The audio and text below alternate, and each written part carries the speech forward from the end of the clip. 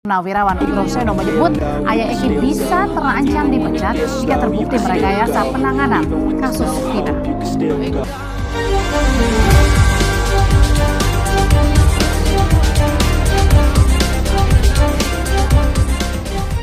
Nah nih guys, nih ya, sebelum lanjut lagi nih ke kontennya nih, aku mau ngasih tahu nih ke kalian link yang bener-bener garcep, gacor parah, cepet nih. Nah ini Betwin 188 ya guys. Nah kalau kalian mau main, kalian langsung aja klik link yang aku pin komen guys. Nah ini tuh beresiko, ingat ya, ini tuh beresiko guys, tuh guys, ya kan.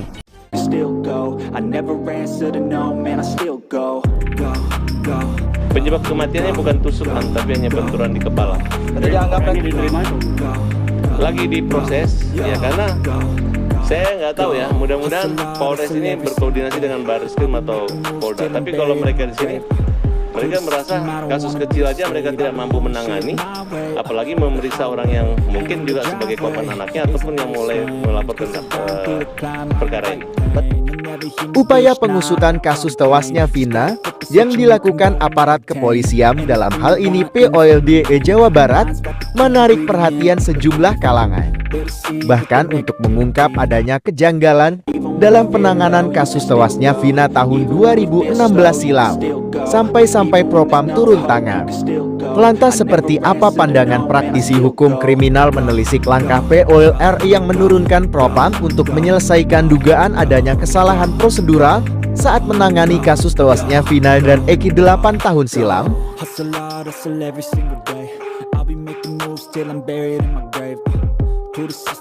Lantas seperti apa pandangan praktisi hukum kriminal menelisik langkah POLRI yang menurunkan Propam untuk menyelesaikan dugaan adanya kesalahan prosedural saat menangani kasus tewasnya Vina dan Eki 8 tahun silam?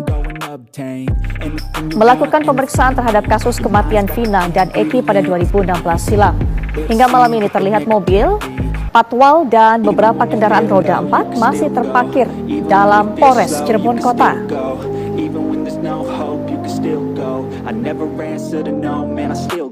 Kuasa hukum Saka Tata laporkan Ibtu Rudiana dalam kasus pembunuhan Vina di Cirebon. Tim kuasa hukum Saka Tata laporkan Ibtu Rudiana, ayah kandung Muhammad Rizky Rudiana alias Eki, dalam kasus pembunuhan Vina dan Eki pada tahun 2016 silam ke Polres Cirebon Kota. Kompolnas dan Komnas HAM yang ikut mengawasi proses penyidikan yang sedang berjalan. Demikian informasi. Kuasa hukum Saka Tata menilai Rudiana telah melakukan rekayasa dalam pengungkapan kasus pembunuhan Vina dan Eki pada tahun 2016. Hal itu diungkapkan oleh salah satu kuasa hukum Saka Tata, Farhad Abbas. Menurutnya, terdapat kejanggalan atau rekayasa keterangan penyebab kematian Vina dan Eki. Karena sekarang kaitannya dengan pergi perang itu, tetap seolah-olah kejadiannya seperti itu tidak berubah.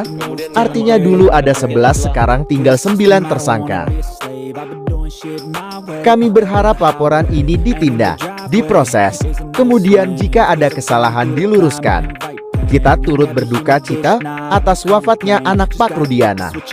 Tapi kita juga sangat sedih Indonesia berduka jika proses penanganannya seperti itu.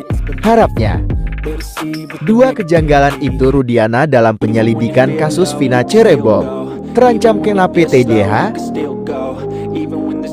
Seharusnya proses penyelidikan dilakukan oleh personel Reserse Kriminal Reskrim. Mantan Wakapolri Komjen Pol Ugroseno mengatakan, kejanggalan peran itu Rudiana terungkap setelah Liga Akbar mengaku diinterogasi 4 mata. Liga Akbar diberi pertanyaan oleh Ibtu Rudiana di dalam mobil tentang kronologi hingga pakaian yang dikenakan korban. Padahal untuk menunjukkan pakaian, helm, dan sepeda motor milik Eki, hanya bapaknya Ibtu Rudiana bisa. Kenapa harus mengajak Liga Akbar? Ungkapnya, Minggu 16 Juni 2024. Dikutip dari tribunjakarta.com, kejanggalan kedua adalah Liga Akbar dibawa ke tempat penyidik.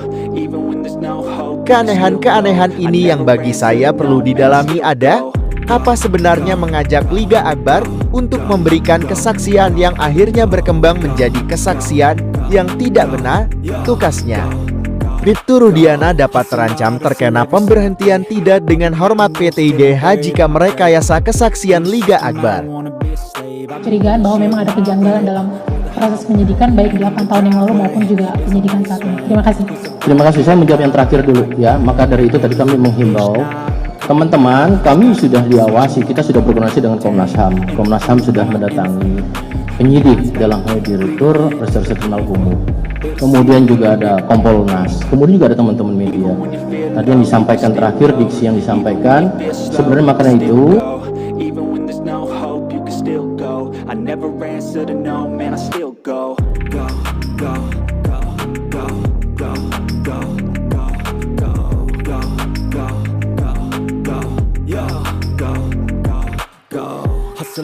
hustle every single day.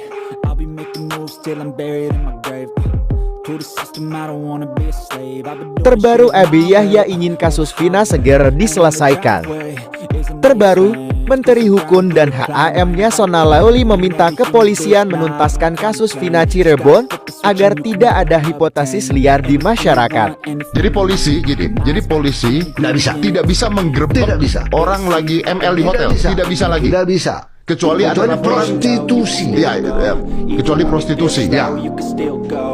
Nggak bisa. Kan ada daerah-daerah yang ya. Kalau pacaran berdua nih masuk ke hotel, pacaran berdua melakukan hubungan seksual, polisi nggak bisa gerebek dong. Nggak bisa dong. Orang tuanya aja lah ya kasih tahu sama anaknya, sama apanya. Dan nggak boleh dipisah. Kalau mau jadu kan dua-duanya, termasuk anaknya. Oh gitu. Oh iya dong. Jadi menurut dia, pengungkapan kasus Vina penting agar tidak ada timbul curiga di kalangan masyarakat. Ya, kita serahkan kepada polisi supaya membongkar tuntas itu, supaya jangan ada kecurigaan dari masyarakat, kata Yasona di Kompleks Parlemen Senayan, Jakarta, Rabu 12 Juni tahun 2024. Dikutip dari kanal news liputan6.com. Polisi harus betul-betul bekerja keras, cepat mengungkap kasus ini, supaya jangan liar nanti hipotesis yang terjadi di masyarakat. Kecurigaan, tegas dia. Film yang mengangkat kisah pembunuhan Vina Cirebon digarap oleh rumah produksi Dekompai dan tayang di sejumlah bioskop Indonesia mulai 8 Mei tahun 2024.